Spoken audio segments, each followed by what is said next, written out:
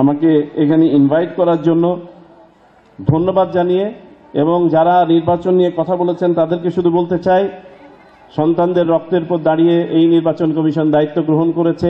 আমরা আমাদের সন্তানের প্রতি ফোঁটা রক্তের দাম পরিশোধ করব ইনশাআল্লাহ। তবে এই কাজ নির্বাচন কমিশনের একার নয়, সবাইকে মিলে এই কাজ করতে। নির্বাচন কমিশন মাত্র 5 জন ব্যক্তি।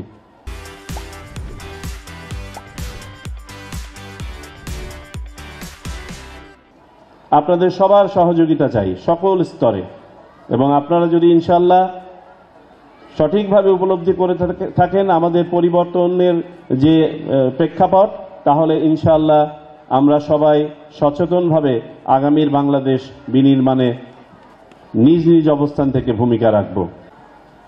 গত 24শে নভেম্বর আমাদের বর্তমান নির্বাচন কমিশন দায়িত্ব গ্রহণ করি।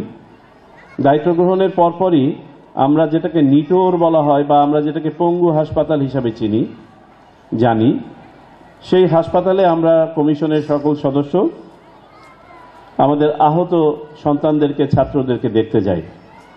80-85 জন মতন ওখানে ছিল। অবর্ণনীয় অবস্থা, আমি ঠিক সেদিকে যেতে চাচ্ছি না। এই 80 বা 85 জনের মধ্যে মাত্র 3 বা 4 জন তাদের ব্যক্তিগত সমস্যার কথা আমাদের সামনে তুলে ধরল, কারো চিকিৎসার কথা বা কারো অপরাপর কোনো সমস্যার কথা। কিন্তু একটা বিরাট অংশ আমাদেরকে শুধু বলল, স্যার একটা ভালো নির্বাচন দিয়েন।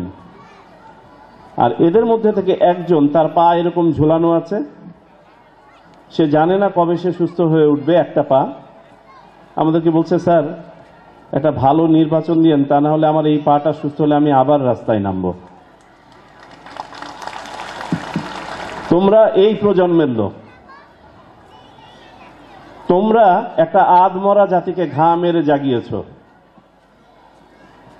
এর চেয়ে গর্বের জায়গা কোনো জাতির ইতিহাসে খুব কমই আসে। আমি গর্ব করে বলি যে বাংলাদেশে আমাদের যে ইউথ আছে, যে তরুণ আছে, এটা পৃথিবীতে অদ্বিতীয়।